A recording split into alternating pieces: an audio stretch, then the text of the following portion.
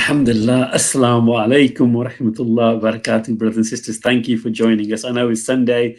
It was straight off the bat, straight off the cuff, this show. And I'm really honored and bring you a particular individual who I'm quite addicted to. His his jokes and his manners are quite, mashallah, kind of stick on to you for a bit. Brother Bashir, all the way from the Bay Area in California, USA. Brother Bashir, assalamu alaikum wa rahmatullah wa barakatuh. Wa alaikum salam, brothers. I'm so happy to be here. So happy to give some facts. And yeah, feel free to lead, brother. Yeah, fantastic. What we thought of doing, as we spoke before, is like doing some short live streams and some recorded interviews with yourself regarding the early days of Mirza Gulam Ahmed, which of course is a very interesting individual. Apart from his claims himself and his early days are quite interesting, to say the least. The fact that he came from a particular tribe or an area in Uzbekistan, like the Mongol Empire, and his claim to a prophethood, which we'll touch on it a bit later on. His father and his mother, and his early days. Brother Bashir, if you don't mind, is breaking it down to us and the audience, mashallah, that his early days, he's born, according to information, that he's born on the 13th of February, 1835. What can you tell us regarding his early days and his mother and father, and what roles did they play in his, in who he became? Right. And that's a controversial date. That date is given not by Mirza Ghulam Ahmed. That was given by his sons from his second family. He was born 1839, 1840, and they connected it with the death of Ranjit Singh. So, back then, brother, you would have to remember big events to remember when you were born. So the death of Ranjit Singh is when Mirza Ghulam Ahmed was born. That was 1839. And they always famously said the fortunes of the family changed at that point, but that's not totally accurate. So, and we're just going to jump right into it. If you want to learn about Mirza Ghulam Ahmed, the first thing you should read is the Punjab Chiefs, 1865 edition. And there it is. I just pulled it up on the screen. Okay, and let me see if I can make it a little bit bigger. So his father was very closely linked. Oh yeah, oh yeah. As you can see, he's number 70 on this list. See that? And this is not my website. This is apnaorg.com. Punjab Chiefs. I got nothing to do with this website. I didn't create it. It's a book written by the British. Basically, it was a report. It seems like the British government wanted to know who were the rich people in their province, I guess. So you'll see on the very top is the family of Maharaja Ranjit Singh, his ancestors, etc. It's a long list, right? And there are some Muslims on here. We don't know exactly why, but just a few, maybe less than 10. And Mirza Ghulam Ahmed does show up. Mirza Ghulam Murtaza, who's Mirza Ghulam Ahmed's father, he shows up as number 70. So is this accurate? That's a good question. This is what Mirza Ghulam Murtaza told the British government. So this is a man's statement, a legal statement that he's telling the new government, the British, which, sorry to break this to my Sikh friends, but the Sikhs were like a buffer state that the British created. They make these all the time. Yeah. Just look at Kuwait. What I mean? Kuwait's like a buffer country that they created, that's got all this oil that they manipulated, and et cetera, et cetera. There's a bunch of these. I think Djibouti in on the Horn of Africa is another one. So Eritrea is another one. They create these small little countries as buffer states. So anyhow, Mirza Ghulam Murtaza, he gives a story of his family, and he says it right there. He says in 1530, which was about 496 years ago, something like that, 494 years ago, actually. And he was in the army, wasn't he? I think he actually fought against the Muslims in Kashmir, if I'm not wrong. And also, he left that particular area, and then they told him to come back. The Sikh Empire asked him to come back to claim and to basically honor him and give him some type of reward or whatnot. So that's really interesting. He actually fought against the Muslims, and he also, I think, he actually killed one of the Mujahdids at that particular time, if I'm not wrong in that also, Brother Bashir. Totally. And that's here. Let me show you who. Sayyid Ahmed Barelvi in Kashmir. This is the Wikipedia page. You'll see the date of his death is 1831. So we're going to get to that. We're going to get to that. Let me pull that back up. This is a fascinating story, especially if you're like a Punjabi Desi, or even if you're just Desi. See what happened in British India in this era. So, like the brother said, they were from modern day Uzbekistan, Samarkand, and they were admittedly Mongol. So these are Chinese. Remember, Mongolians are Chinese. You know, that's like saying I'm Punjabi or I'm Kashmiri. It's right next door. It's so similar. It is different, but if anyone was like you, it would be them. It's like the Punjabis and the Pathan. Yeah, it's different, but it's very similar also, you know. The closest thing, you can call them cousins or whatever. So anyhow, he claims that their family moved to Ghazi, which they claim that Qadian was called Ghazi in that time. They changed the name to Islampur. This is all allegations. He goes, but then the Sikhs came into power and they ran them out. Yeah. Mirza Ghulam Ahmed's great grandfather they had beefs with the Ramgarhia Sikhs and the Kanhaiya Sikhs. They came in to Qadian and took everything. So at that point, the Mirza family takes off. They went to Begawal, and they went and stayed there quietly for 12 years. So this is around the turn of the century. It's around 1800.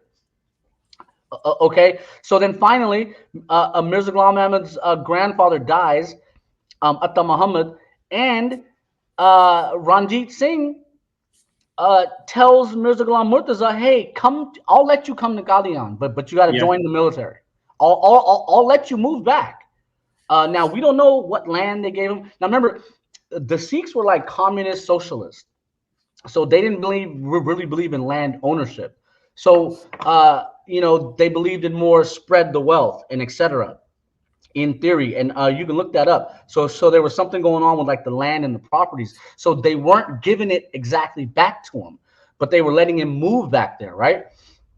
So him and his brothers, Mirza Ghulam Ahmed's father and his Chachu and Taya, right, bro. You all got a Chachu and a Taya.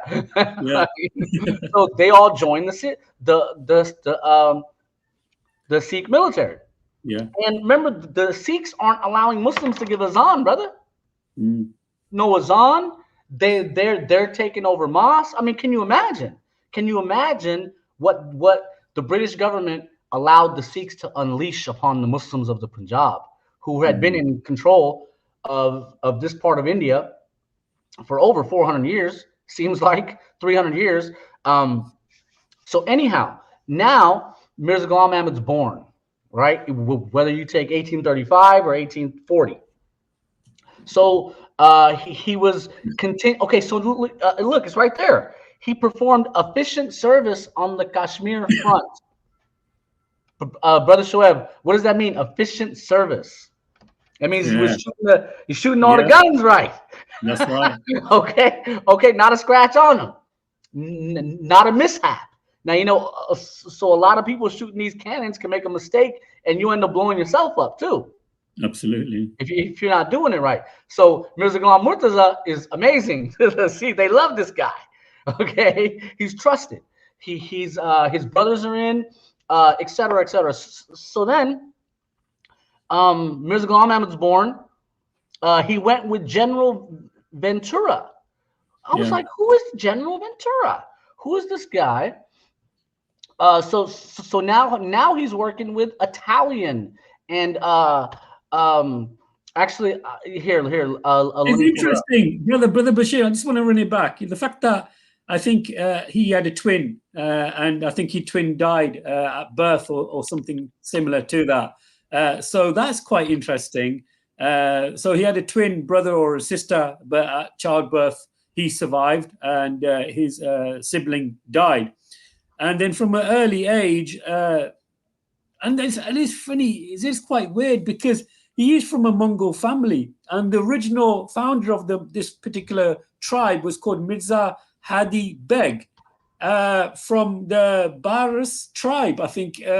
So he come from a lineage which was known to rape and pillage individuals and so forth. So sorry, Brithia, I thought that was a bit of a side note. I just wanted to share that. No. So and here, let me show the rep and explain the story. So Mirza Ghulam Ahmed tells us. Remember, it's him telling us. We don't know if this is true. He says in 1897 that when he was born as a twin. Well, we don't really believe that. You know, and he says he had a twin sister, and he described his birth, or what people must have told him in a disrespectful way. He said his head was wrapped in his sister's legs or something like that as he came out. And, you know, it seems like everything he ever explained, brother, had some type of sexually derogative kind of, you know, it's like the old Desi guy in the village who has no filter.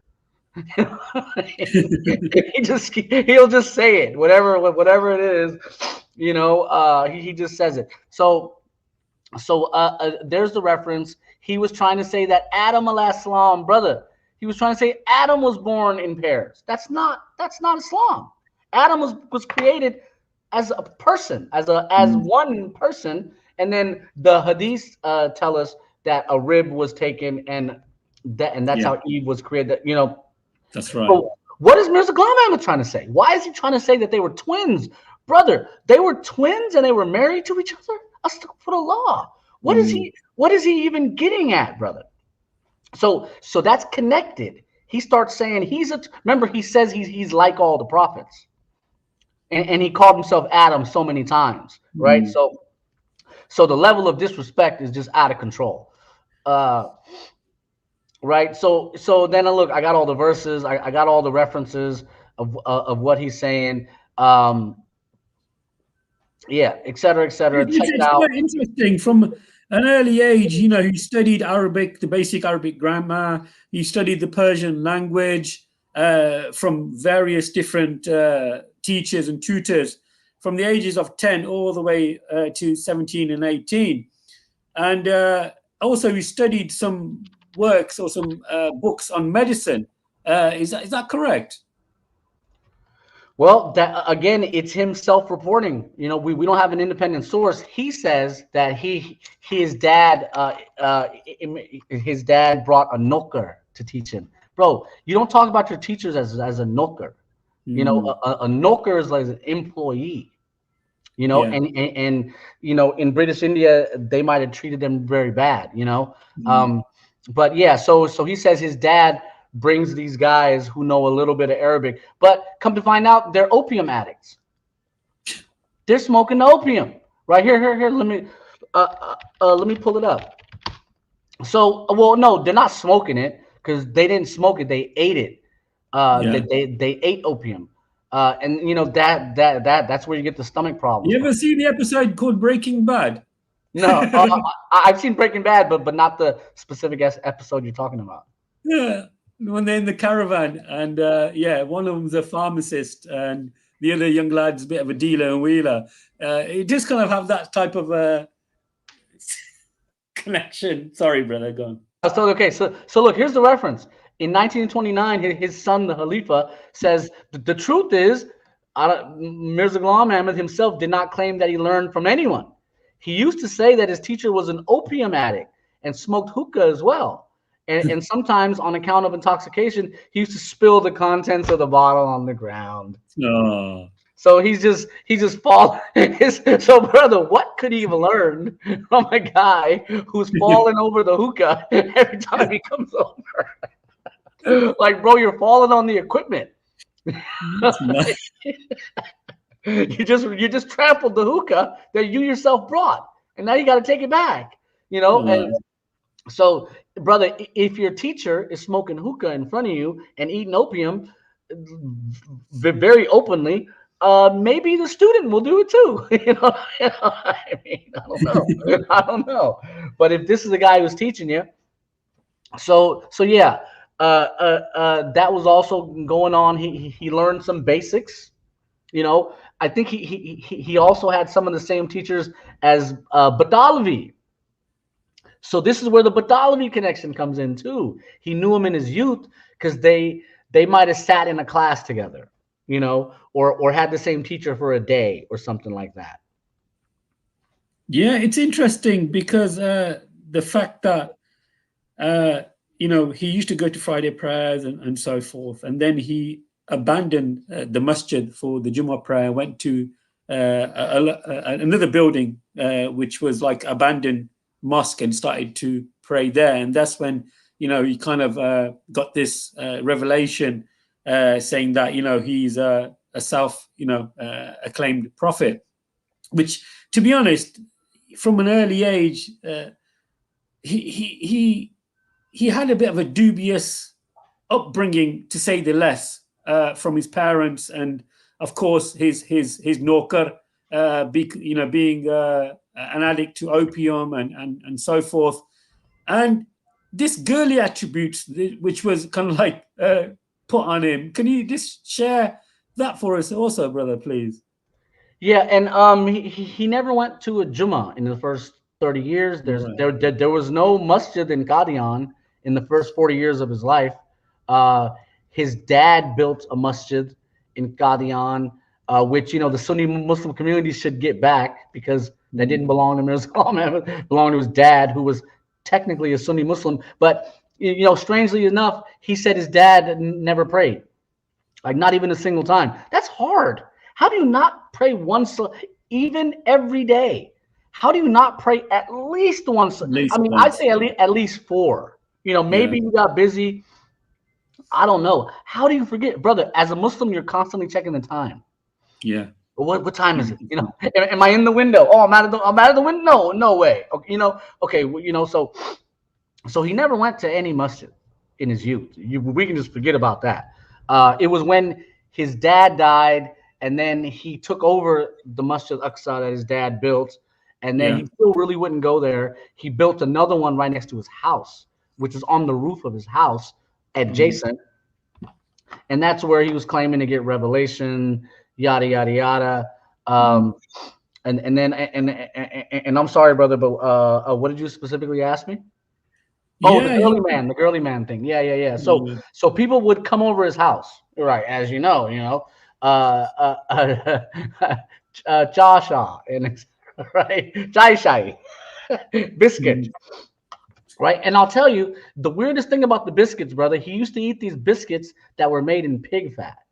And I'll get to that in a sec. But yeah, so his father, Mirza Ghulam Murtaza, when people would come over, and here's a quote from Tazkiratul Mahdi by Apir Siraj al-Haq Nawani. He says, he relates this story. I think it was published in like 1915. He said every time people would come over, they'd see Mirza Ghulam Murtaza and say, "Hey, so we know about your older son." Everyone knows him. But who's don't you have another son? In Punjabi, koi aur putra hai tera? How come we never seen him? Where's he at? He'd be like, "Oh, Mackie the son." Because brother, in like Punjabi Urdu, it's funnier to say it like that. So he'd say, "Oh, and I don't remember the Urdu for girly man." Girly man, like a boti or a goody. Goody is another one. Yeah, it could be a blushing bride, Yeah. is what he would say. And he said, "Oh, he is not a boy. He's actually a girl." And I got to go back and get. Oh, I might have the scans here, but I got to get it like transliterated so I can double check and quadruple check. But if your father is even going down this route, there's a problem. When I was a kid, my dad first he'd say, bun it up with the onion banner. Be a good boy today. I know you're full of energy, but we got some people coming over, so sit there and behave. But he's like, no, I'm not even claiming this one. So brother, they're in Qadian. The mutiny of 1857 happens. Okay, now, and I've explained this. It's all about the guns and the technology. Which guns shoot further, you will win. Absolutely. Even now, brother, do you know how like nuclear weapons are sent? It's because inside of Earth you can only go so fast. So governments have figured out if you want to send a nuke to halfway around the world in like 30 minutes, you got to go into space. Because and then you pick up the speed of the rotation of the Earth. I think the Earth rotates at like 10,000 miles an hour. So if you're in space, you're moving at 10,000 miles an hour. But if you're in Earth, I think the max is like maybe 3,000 to 5,000. I think sonic. So they shoot these missiles out into space.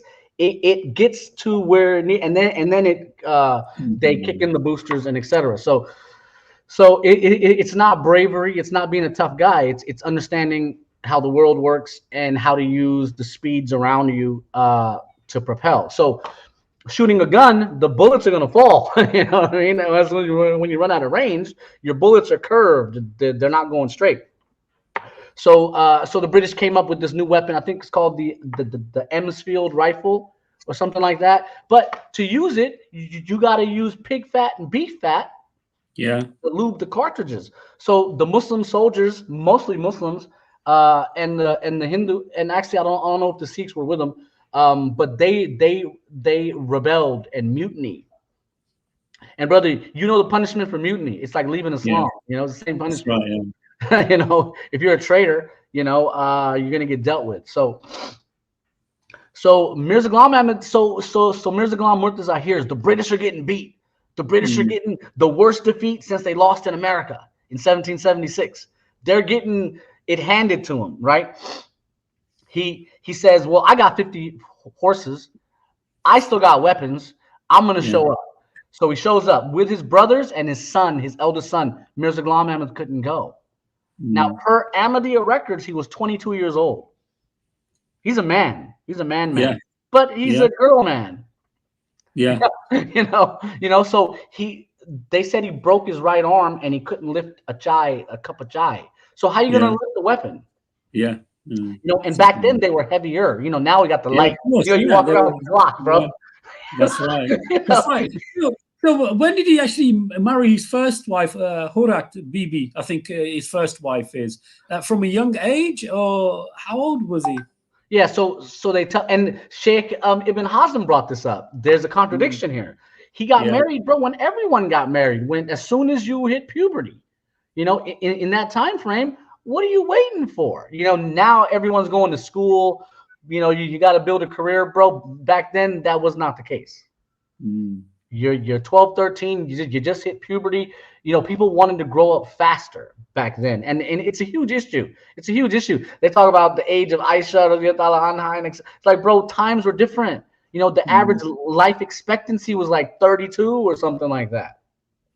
People didn't even live that long, so you had to hurry up and grow up. And unfortunately, a lot of women are raising the men these days in America, and they're babying them. Oh, it hurts. Oh, when I used to get hurt when I was a kid, my dad asked me, "Where does it hurt?" And he'd slap it. You know what I mean? That's how you toughen a kid up. Yeah.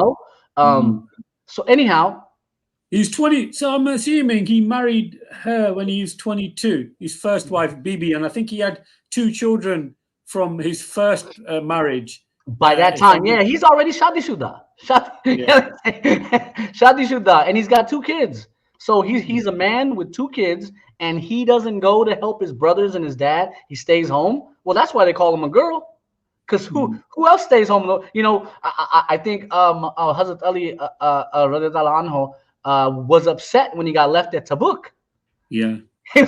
He's like, no, no, I'm a Yeah. warrior. You're not gonna leave. And then no, no, there's some wisdom behind it, and then he was okay with it.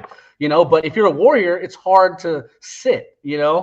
sit this, Yeah. sit this one out. Whatever they were Exactly. saying. It hurts. It does hurt.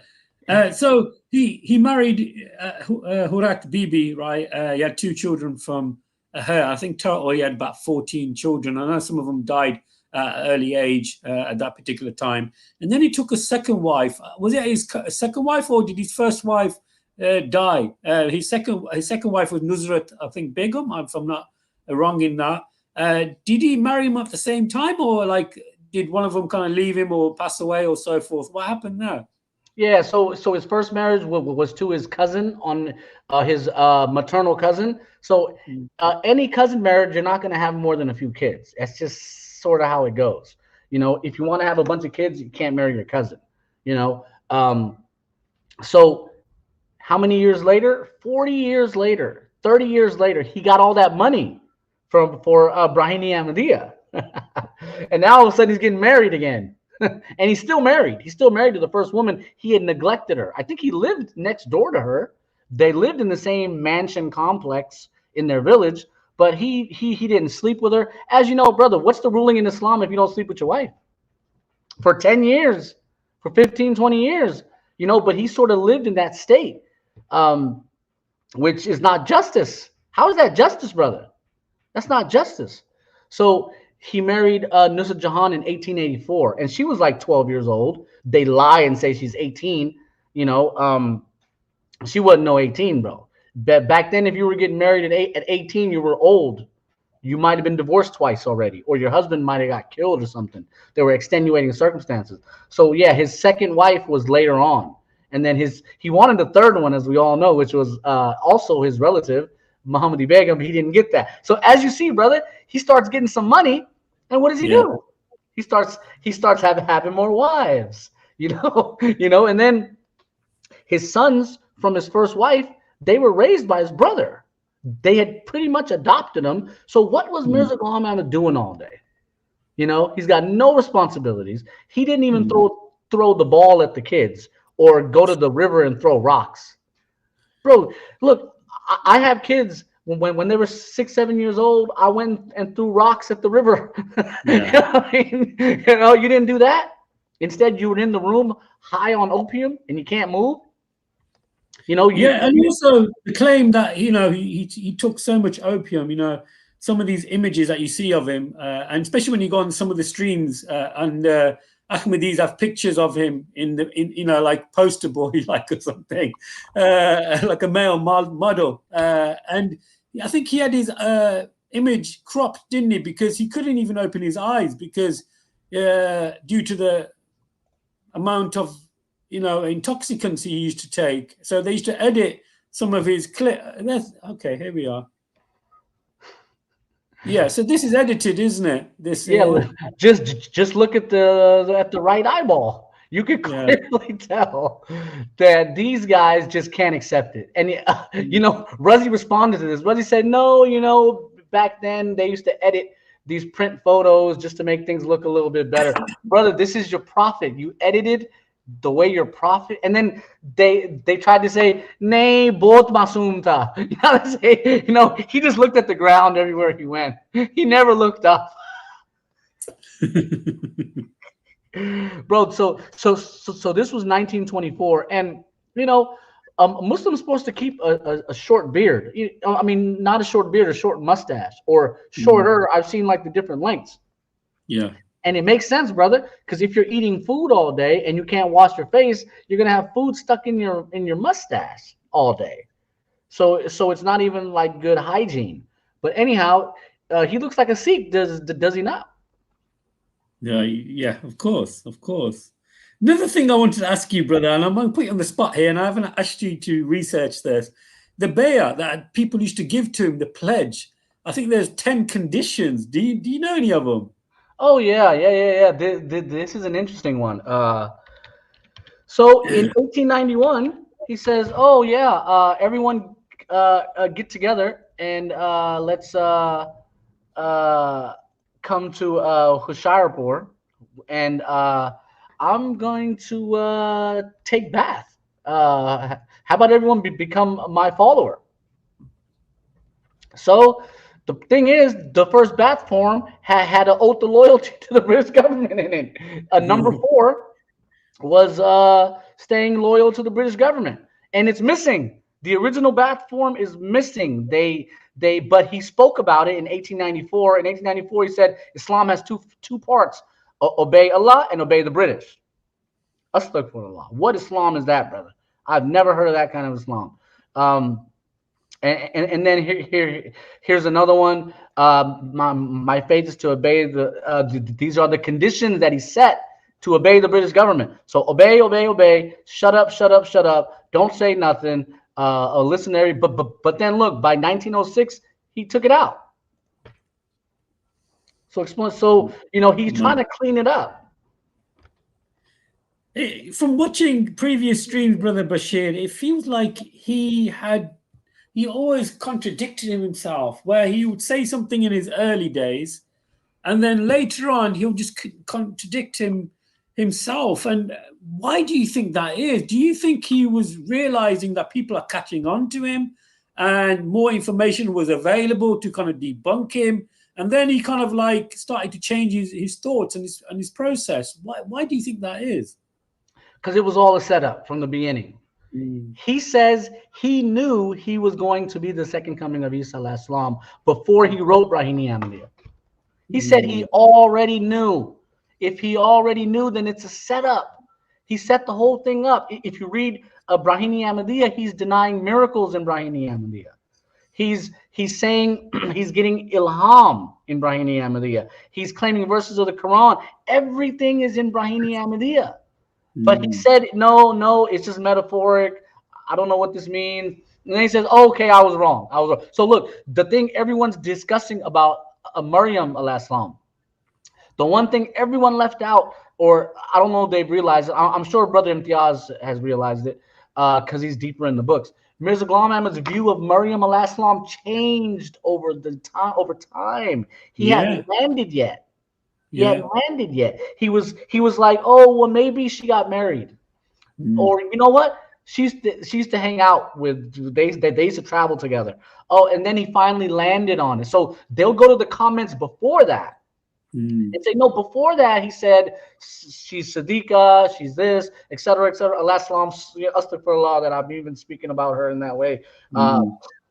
But his views change. So if you quote his early writings on prophethood, you'll be like, where is he claiming prophethood? He's not, because he wasn't. But if you look at his later books, he is. So these guys don't follow this. They don't understand this. They don't care to understand. They don't want to understand it because their whole world will be smashed and destroyed. Now, they try to make a parallel to Muhammad sallallahu alaihi wasallam. So brother Muhammad sallallahu alaihi wasallam was not told that he was the best of the prophets on day one. He didn't know. He didn't know until Allah told him, which was later on. And then still he was never boastful about it because it's not something he said. Prophets are brothers. You're not supposed to compare them against each other. You know. And Mirza Gulam Ahmad claimed to be better than Isa alayhi salam, astaghfirullah, as we all know. So it's all a setup, bro. From prophethood to Isa to Mahdi. Employment-wise, I think he worked as a clerk or something, didn't he, in the post office? And I think that didn't last long. I think he kind of, I don't know what happened. Some allegation that he stole some money or some pension or something, and he ran off and had a good time in a particular red district or something like similar to that. What's the story about that, brother? Yeah. So now we're going to go back further. So you saw the Punjab Chiefs 1865 edition. At that, when that was published, Mirza Ghulam Ahmad was already in Sialkot on punishment. Okay. The story was Mirza Ghulam Ahmad's father when the British took over, he applied for a pension with the British, and he says, "Look, this is why I'm putting out the secret. Ranjit Singh and the Sikhs were a puppet government of the British. The British gave them weapons. The British gave them generals. General Ventura. They gave them everything. Hey, we need you guys to operate." So Mirza Ghulam Ahmed's father is like, "Look, I've been with you guys indirectly since the 1820s. I've been a general in your army. I've been commanding infantry regiments, fighting Muslims, etc., etc. Give me a pension." And no, so the mutiny happens 1857. So the British aren't on board yet. The mutiny 1850, Mirza Ghulam Murtaza helps the British, right? He helped them. His brothers helped him. His son helps him. He applied for a pension. He says, "Hold on, I helped you guys. Give me some villages in Qadian. Give me Qadian. Give me some surrounding villages. Let me be in charge. Look, you could trust me. I just fought a war for you guys and helped you in your worst time. You owe me." So General Nicholson, I'm sure you remember the dirty General Nicholson, the murderer, the genocidal maniac. You know, he wrote a letter of recommendation. It's not. Brother, if Hitler writes a letter of recommendation, it really is like a comedy sketch, and some of these characters and personalities at that particular time throughout history, you know, they're like somebody out of like Monty Python's. I don't know if you heard of Monty Python's, but it just feels like a comedy sketch. And back in my days, we used to have like Carry On, and I don't know if you guys remember that in the chat, but back in those days when I was young, it just seems so dodgy, you know, and Ajib. This guy was a mass murderer. He was a bad person. Wrote a letter of recommendation. Look. So Mirza Ghulam Ahmed's father writes a letter to the British government, and he's attaching this letter of recommendation from General Nicholson, who's dead. He died in the mutiny in 1858 in Delhi, I think. He's dead, but he wrote this letter of recommendation before he died. Right? And you can see it. They're like at his own expense. He showed up with 50 warriors and 50 horses. We owe this guy. So now you have a guy vouch for, so now they get the pension. The pension is given, but it's only 200 rupees. Mirza Ghulam Ahmed's father screwed his brothers out of it. He said, "No, man." He said, "It's all me, baby."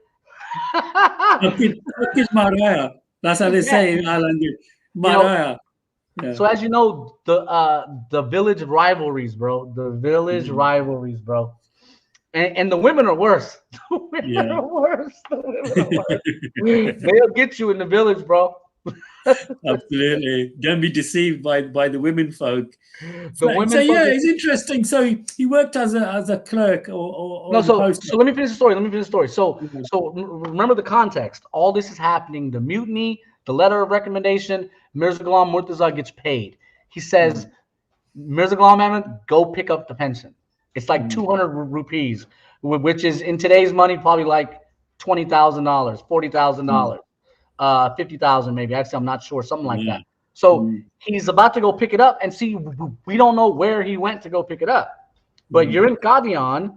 Lahore is the biggest economic center. Maybe Gurdaspur, maybe Amritsar. We don't know. So he goes to pick it up, and then he doesn't come home for 3 weeks. He's on a runner. But hold on. Is that a runner? Isn't that a runner? I mean, I can't think what else. Who doesn't come home? You know, nowadays they'll call you, call. You got to get rid of the phone. You know, the phone will give up your location. Back then, bro, look, I used to know friends that their mom would tell them, you cannot hang out with your friends, and they'd still hang out with me, and then I would be dropping them off at home. And I'd be, you know, down the street, I'd watch him walk up, and his mom and his aunties would come punch him in the face, do whatever, you know, because he didn't come home on time, and then he was out till later on without permission. So yeah, in the UK we call it a bend. Here in the UK, I don't know if it's probably proper for me to say, when somebody has like a payday and they have a big and they got the money and they go on the bender, they call it a bender. Then they just go out, drinking and whatever, and come back home in the morning, not knowing what I've been doing or where the money is gone. And then you have then you get like a rush in a particular location, which I don't want to say. Then you need to go to the doctors to get it checked out. Where did I get my rush from? Okay, so okay, let's go back a little bit. He starts to walk out to go pick up the pension. His cousin brother, Yeah. Mirza Mohammadin, they say "Ovigasi piche piche." Now, when they say piche piche, that means he was sort of hovering. Yeah.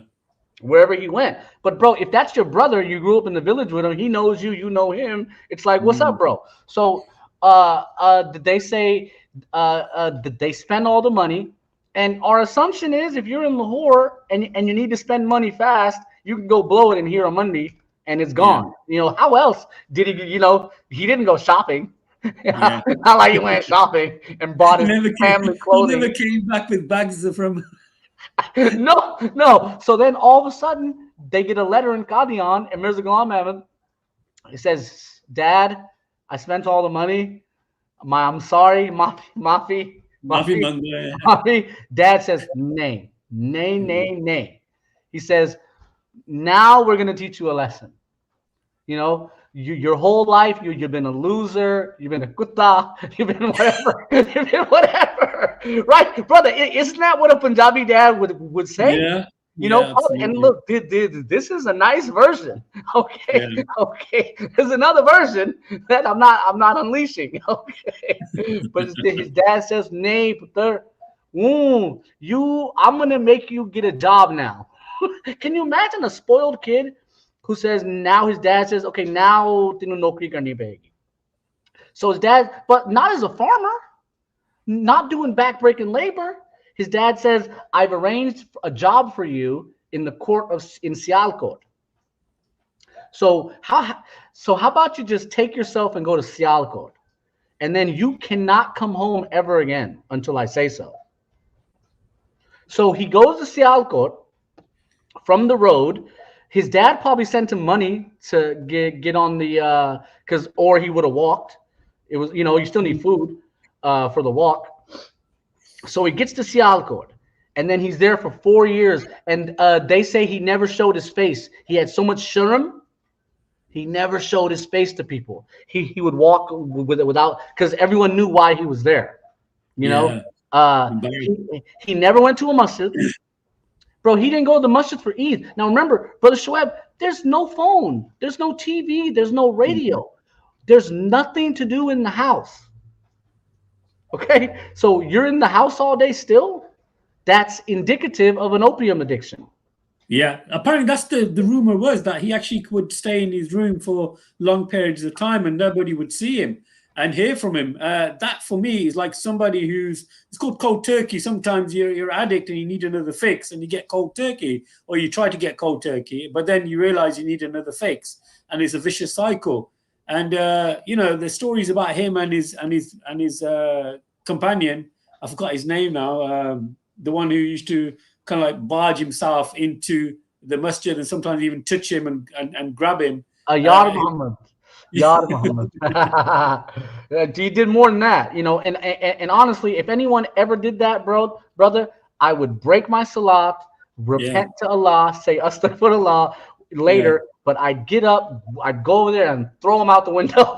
And then I'd put my back. Oh, I'm sorry. Imagine that, brother. You're praying, right? You're praying in the masjid, and there's people around you, next to you, in front of you, and so forth. And your little runner comes up to you, starts pulling your kameez from the back. I've got, and you're like, and stroking him. They said he was stroking him. What is that for? Tabarak, or the jism numal malish.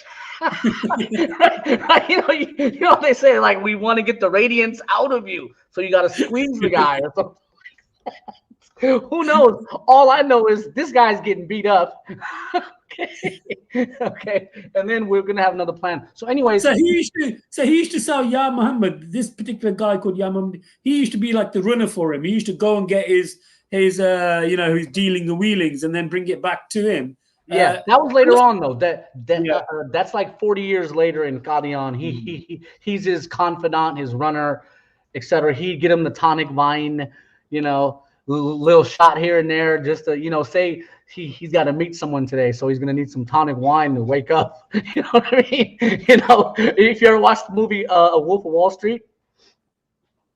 Yeah, the guy's got uppers, downers. Okay, he's got a meeting today. He's on some uppers. Okay, now it's time to do whatever. He took a downer, whatever the case is. So anyhow, back to Sialkot. So in Sialkot, what that did, the Christian missionaries were in Sialkot. It was one of their headquarters. So he alleges to have met Christian missionaries there and learned about Christianity there. You see what I'm saying? So then 4 years later, a servant shows up to Sialkot. And remember, he never came home for Eid. He never came home for nothing for 4 years. That's called being banished from the home, bro. That's a serious charge in our culture. You did something so bad that you got banned, you got kicked out the house. So a servant shows up to Sialkot and he tells Mirza, your mom's sick. She's about to die. Your dad sent me to pick you up. Yeah. So that proves his dad said, you don't get to come home until your mama died. He blamed the mom. In our culture, sometimes they blame the mother. Yeah.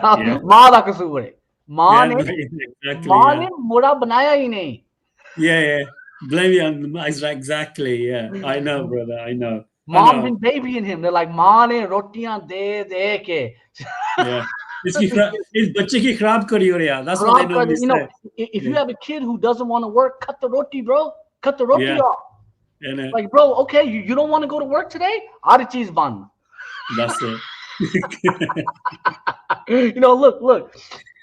Just my own kids. Oh, y'all want some food? Y'all want to go somewhere? The house better be clean. Yeah. Well, we ain't doing nothing, bro. What do you think this is? You use the kitchen, you clean the kitchen. And I'll tell you some stories. I used to work with my dad as a kid, and it drove me crazy. He didn't used to put tools back in the toolbox. I'd be like, there's one toolbox, we all use it. When sometimes I'm working, we're all working, and we can't find a tool. We're stuck for an hour because someone didn't put it back in the right spot and didn't clean it. I was like, can you guys just clean the tools and put them all back? Because there's other people here have some decency. Then I had a brother who would just go to the fridge and take the gallon of milk and just drink out the gallon instead of pouring the cup. And I remember catching them like, bro, that's nasty. Why? So anyhow. But this guy, Muhammad, you know what, brother? Sorry, Bashir, I really want to emphasize this. This guy was a weird individual where he used to stroke his thighs sometimes when they were sitting together, like sexually, stroke his thighs. And sometimes, people would observe that and watch it. And there is also a narrative that he actually left Ahmadiyya in 1911, if I'm not wrong in that, Brother Bashir. Am I right? Yeah. And, whoever leaves Ahmadiyya, they call them crazy. But at the time that they're Ahmadi, they say, oh, no, they're crazy about Ahmadiyya. Like we'd say Razi is crazy about Ahmadiyya. That's why he doesn't answer any questions.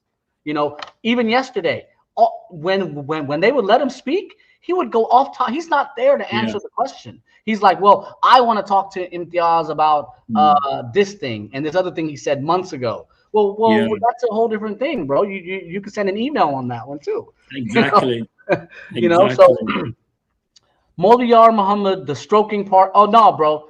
The Khalifa admitted. I think I even got the video of Mirza Masroor Ahmed admitting to it. And I don't want to play it because you might get a strike or something like that. But it's definitely there. I can't remember where it went. It's in here somewhere. I can't find it at this exact moment. But yeah, the guy. Oh yeah, here it is. So feel free to check this out on August 7th, 2015. There's a video too. He talked about Yar Muhammad, basically calling him crazy. It's like, no, the guy was not Mirza Ghulam Ahmed. So they say Mirza Ghulam Ahmed would tell people, hey, if this person has a sexual attack and he jumps on me, be looking out. Make sure you're looking out. So if he does it, somebody grab him before he can do it. It's like, what? I'd be saying, give me the stick and watch me hit him in the mouth. I don't know, bro. I'd say, okay, I have a different solution to this. Put him in the middle of the room. Let's get 10 witnesses. You guys are about to watch me make him go to sleep. And then maybe that'll fix him, you know? Maybe he won't do it again, you know? Because some people only learn from violence. We all know this. You know, some people, if you want to learn something, you learn the easy way. Some people got to learn the hard way, you know, and there's pain involved. In fact, in Islam, that's why there's people get lashed, because that's the only way that they might learn. So, yeah. It's mad, Brother Bashir. I know we gave an hour to the show. Finally, I just want to ask you, like, regarding that website, that's your own website, isn't it? Can you just put it on the screen again, please? So if any brother or sister want to learn more from Bashir's website, please, I have put the link in the chat also for more information. It's all researched, it's all fact-checked, and there's always footnotes there. Can you just scroll up to the name of your website, brother, please? Yeah. Oh, it's not showing. Hold on. Oh, yep, there it is. There we go. Ahmadiyya Fact Check. It's a simple website. It's a simple blog. It doesn't have all the bells and whistles on it. You know, for me to achieve, my strategy was to put out the information, not to make an amazing blog. You know, or like a nice looking. I don't even use thumbnails for my YouTube. You know, because you know, for me, the most important thing is getting the information out. And subhanallah, 7-8 years ago, when I first came out on Twitter and said I'm an ex-Ahmadi, people would ask me the same questions, brother, and I got tired of answering them. I was like, I don't have time to keep answering the same questions and getting into the same debates. I was like, I need a way to just write it once, be able to edit as new information comes in, and then if someone asks me what story is with whatever, here, go read it, tell me what you think is wrong. And that's how I began engaging people. And it started to take off, brother, in subhanallah, during the pandemic. In March, I was barely getting, I had maybe 10,000 views total. And, you know, the reason I'm mentioning the views is to mention the impact of how many people went and read it. You know, this is not a YouTube thing where you watch the video. This is, you know, going to a website is a different level of trying to learn something, right? So in the pandemic, I got 800,000 views, brother, in like 3 months. It was out of control. I had no idea who these people were, what was going on. But that's when they really started noticing me. That's when they really were like, okay, a lot of people are going there and learning. And that's my whole point. So I work with the brothers, and I'll be annoyingly asking for translations. Can I get an Arabic translation, brother? You're presented a tabari. I need the whole page translated, you know, and then I get it, or I try to get it, and etc. So now I'm on their radar. So they sent their brother at me. They sent my brother at me, and they told Purim Shah, you've seen him. He showed up. He refused to engage, brother. He refused to engage. He was like, nope. Then why are you here? Was that 2 days ago? I think it was on one of the streams. That's right. Yeah. Okay. Yeah. He came on to make a point. Yeah, he came on to make a point, and then he never argued any of the arguments. He just came on to say, "I want to put this onto my onto his channel or something." Oh, restream it. Yeah. I want to be able to restream it. And you know why? Because Ruszy told him and Yo-Yo Han, he told them, go and ask the same thing. But brother, we're not giving you guys our content. Look, on my YouTube channel, I've never played anyone's videos. And if I did in the past, I deleted them or I made them private because I don't want any strikes. You know, they don't let us quote MTA. So, you know, we can't use Ruszy's content. We can't use. Yahya Khan had his cousin Shamsuddin's YouTube channel shut down after they both agreed that it was okay to use each other's content. He double crossed him and went and reported him to YouTube saying he's using my content without my permission. And you know how it goes. If someone doesn't contest it, the other guy wins. Yeah. Is a no fault. So did Shamsuddin contest it? We don't know. You know, some guys aren't computer savvy enough to understand how to contest the YouTube strike. So you can lose on that. You know, so brother, they're not interested to have an honest conversation. And that's the problem. And you saw Huram, you saw Razi. They're not here for that. They're here because, so what it's morphed into is the Mirza family and the Maulvis. The Maulvis and the Mirza family are the beneficiaries. And there's a lot of legacy kids, a lot of second generation. Like on the stream about a month ago, there was that kid that showed up. He was the great grandson of Jalaluddin Shams or something like that. Yeah, I've seen that one. Yeah. It's interesting. He's a legacy kid. There's a true fact, brothers and sisters, for those who are watching, mashallah, that when Brother Bashir has been on my streams and we've done an Ahmedi show, they refuse to come on because of Brother Bashir. I don't know if you know that. Brother, if you want to run a story regarding that, you know, go ahead. Yeah, and so remember, they want to talk to people who aren't well-versed in Qadianism. That's what they're looking for. They don't want to go talk to the people who've read the books and who know, you know, for example, they're not going to argue Mutawafika with me because I know Mirza Gulam Ahmed said he knew all along that he was going to be the Messiah. And he said that he got a secret special revelation that made him change his position. So then it's not about scholarship. Then it's about ilham then, you know? So why are they arguing from scholarship? They should not argue from scholarship because Mirza Gulam Ahmed didn't argue from scholarship. He argued from his ilham, which was shaitani, which was the opium kicking in, you know. And brother, the dreams on opium, wow, just look it up. If you're on opium, the amount of dreams you're gonna have is out of control. I really honestly think, Brother Bashir, and I want to, you know, hopefully end the show on this, is that I actually think this is what actually he had so much contradictions, because I really think that sometimes he possibly was high on opium and he would just, you know, blare or just rant off things, and then people will write it down and it will contradict Tichi. What is this Tichi thing? I'm trying to figure out. People write in the chat, what is this? But I do think that was part of his thing about contradicting things, is that sometimes I don't think he was in the right mind. I really don't think that. Okay, brother, I got that. Yeah, so here's the National Library of Medicine, and there is a correlation between drug-related dreams and using opium. And there's more than that. If you keep looking this up, there's like a famous book some guy wrote after he took opium, and he wrote about all his hallucinations and everything he saw and etc.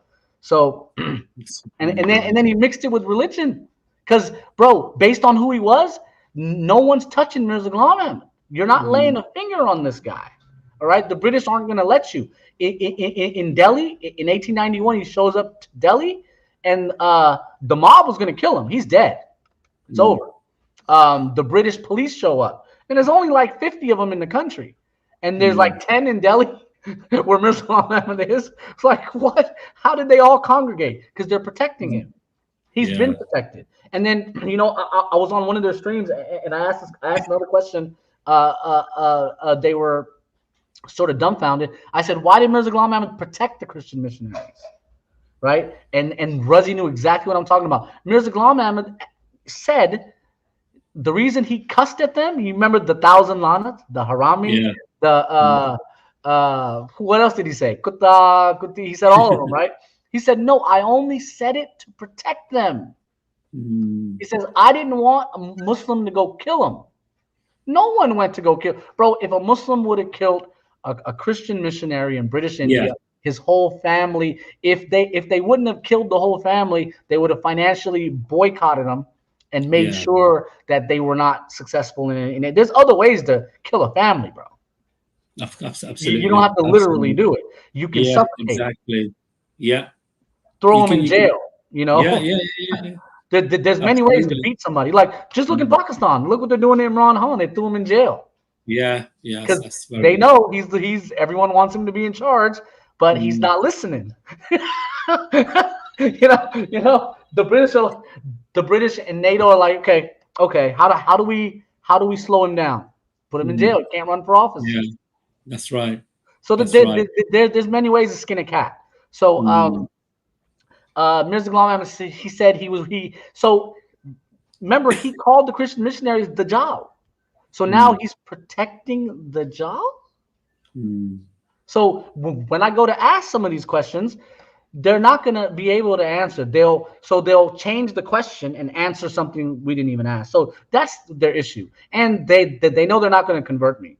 So for them, it's salesmanship. Why would they go to try to make a sale to someone who's not going to buy? Exactly. Yeah. So that's the strategy, brother. Interesting, brother Bashir. Thank you. Like I said, I really appreciate. I know it's short notice, and I really appreciate your time. I really do. I find it really interesting. After watching streams of the other channels of brother Adnan Rashid and Dr. Imtiaz and everybody else and yourself, I think this is the beginning of the end for this movement. Unless, I think Adnan Rashid made a very beautiful point the other day that sometimes the fact that their marriage ties are involved and people want to leave the Jamaat, but they can't because they've married into it. And they know that, personal reasons and issues can cause so much drama for them, and they find it hard to leave. But I'm hoping the younger generation will wake up and kind of smell the coffee and realize that, we are following somebody who had some split personality, who had some type of mental health issues, who was also a person who used drugs and much more. They have to wake up and realize that, they need to repent and come back to, inshallah, the true religion of Islam and leave this false Dajjal and his claims. Brother Bashir, final words to you before we wrap it up. And like I said, I do appreciate your time. Yeah. So I'm hoping, and it depends on the plan of Allah, but I'm hoping when the fifth Khalifa dies, there's going to be a huge, every time one of their fake Khalifas die, there's a huge split. People leave. There's a huge moment of clarity. I'm hoping when this one dies, he's going to die in the next 10 years, inshallah. And something happens, Nidha shook him, bro. The Nidha case shook, and I was working a lot on that. In fact, I had the leaked audio, and I was trying to figure out what to do with it, and I didn't put it on my channel because I knew you put that on your channel's gone. It's over. A leaked audio, you can't privately record people. There's like a law. I know in California there's a law, something like that. So right now there's a Qadiani in Chicago who's trying to get elected, Qasim Rashid, and he's pretending to be pro-Palestinian. So I've been working on that. Of course, I work with Brother Imtiaz and Anand behind the scenes. But we're hoping that we really put a dent in them. But the final nail in the coffin is going to have to be from the British government. And we're hoping the British government finally says enough is enough. You guys got to shut it down. Shut down your operation. And they planned for it. Where the Khalifa lives in Tilford, in Sheep Hatch, that's not owned by the Ahmadiyya movement. That whole property, it's worth 40 million pounds, by the way. Wow. It's owned by a separate charity called the Mirza Sharif Ahmed Foundation. And the only purpose of that charity is to hold that property as an asset. So it's like a dummy charity, and it's a backup plan in case things go south. So the other part of it is, so once the British government turns on them, there's only one thing that needs to happen. their tax-free status. Once that gets changed, and the British government or America says no, we're not accepting your nonprofit status anymore. You lost it. That's when it's over. That's when it's legally over. And that happened to the Scientologists in California, in America. I'm not sure if you know about that, but the IRS took their tax exempt status, and they sued them, and they won. So to take someone's, and look, brother, the Catholic Church, we know what they've done in America and around the world. Their tax exempt status hasn't been lost. So, these governments, at some point, they got to stop allowing religious organizations to run amok. And inshallah, it's the next revolution. It's the next revolution. And our masjids are free because they're single masjids. We don't have the 10 masjids around America all connected financially or whatever. No, it's all singularities. So inshallah, the next revolution will be in terms of tax exempt status, and we can really take that from them. And then I'm not sure how it works in the UK, but in America, they don't pay sales tax on their books. They don't pay property tax, right? But they benefit from the real estate equity gains. So say they bought a property for 200,000 40 years ago. Now it's worth $1 million. So they can sell it and they made money, right? But if there's a house on that property, they got to pay property tax. So inshallah, brother, the next revolution is going to be on the tech. Look, we've already laid their brother Imtiaz and Anan have laid their Aqidah bare. They don't need my help, brother. I'm not even a scholar of Islam or anything like that. So that was not even my specialty. My specialty is in the English literature, the history, getting things converted into English from Arabic or Urdu. And inshallah, brother, it depends on how long Allah has written that they'll be here. Maybe Allah wants to test some of us who will go for the money.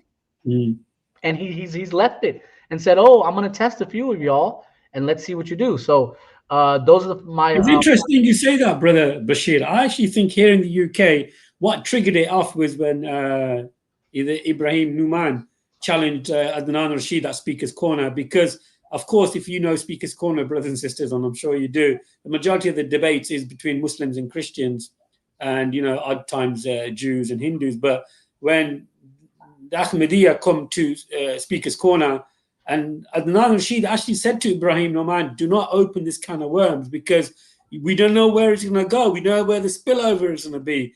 And once that happened, then now we've seen this now on all the streams, that this can of worms is open. And to be honest, I'm happy it's open, because a lot of people get fooled by these Ahmadis. They really do. With their style of approach, Razi comes across very polite, very dignified, but when he's rattled, you see a different side to him.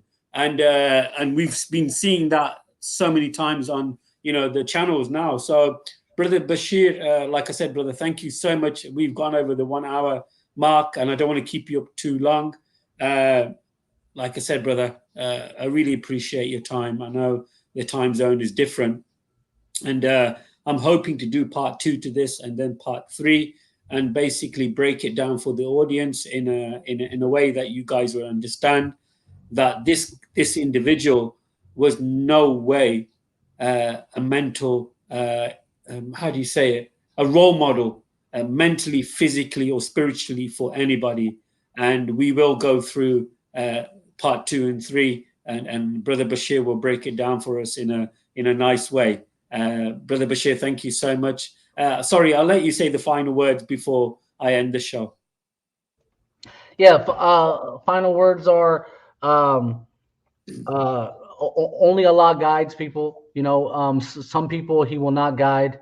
I personally believe there's a few people in my family that he's like they're too far gone, and that's just what they're gonna be or what they're gonna do. You saw Yahya Khan, the stuff he wrote about Imtiaz. He was asking brother Imran for a nikah mutta. or something which he knows was haram, and these people are sick. It's the Ahmadiyyat that makes them sick. You know, when I was 12 years old, I figured out it was brainwashing. I was like, why did they tell us the same thing at every event? It's the same speeches on the same topic. There's so I wanted to learn more, you know, and it just wasn't there. It's just there's just nothing. It's the same script. Be loyal to the government, Mirza Ghulam Ahmad Messiah, Mahdi, etc. So at the end of the day, it's up to Allah. Allah wrote it, and it's in motion. And whatever He wrote is going to come to pass. And I just have patience and sabr, and just wait to see everything unfold. Alhamdulillah. May Allah protect and preserve you, brother. You're doing fantastic work. For more information regarding Brother Bashir, you can go to his website. I have put the link to the website in the chat. So if you want to get more resources, valuable information, there it is, ahmadiyyafactcheckblog.com. Check it out and you'll get some fantastic resources. Once again, thank you so much to you, brothers and sisters, for watching. I know it was short notice, but we'll hopefully continue some short episodes on this topic of Mirza Ghulam Ahmed. We touched slightly on his early days and his mother and father and the environment that he lived in, and of course the lineage of his tribe coming back from the Mughal Empire, and his dad having a strong link with the Sikh Empire and actually becoming a soldier or serving in the Sikh regiments and fighting against the Muslims.